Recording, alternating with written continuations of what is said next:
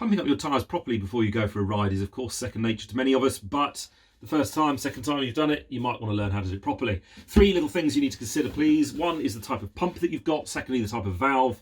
And thirdly, the pressure that you want to pump the tyre up to. Looking at the first element, the type of pump that you've got a roadside repair pump. Now this is a little aluminium job. It weighs absolutely nothing. It's not particularly high capacity, but it's gotten me out of a few sticky situations when you need to do a roadside repair. Within it, rather neatly sliding inside the cylinder, is the tube here, and this has got the 2 different types of valves on it. So that has saved me, as I say, a few times.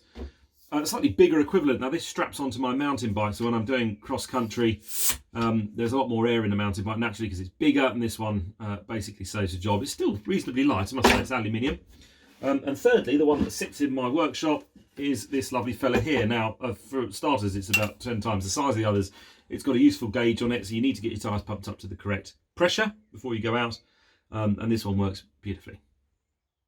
Moving on to the types of valves, I've got the 2 side by side here. On the right, the one that you're more likely to see on slightly older bikes, and also very much used on car tyres. That is the Schrader valve, and on the left-hand side, underneath this lovely dust cap, is the Presta valve, which is more commonplace on racing bikes, but also on most modern mountain bikes as well. I'll show you how to fit the pump to both of those in a second.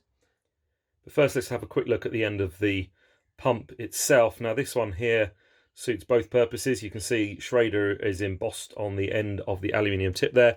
Switch it over, and we'll go with the Presta valve to start with, and I'll show you how that connects. Once you've taken the dust cap off the Presta valve, it's got this little lock nut here that stops the pin from letting out too much air. The air is released by that pin going in and out. So attaching the bike pump, rather straightforward. Put it on there with a bit of encouragement and lock it into place.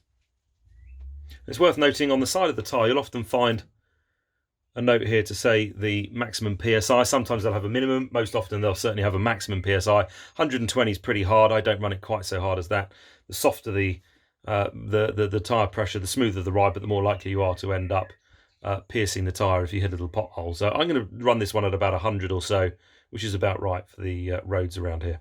This one currently showing around about 60 PSI, so we'll get her up to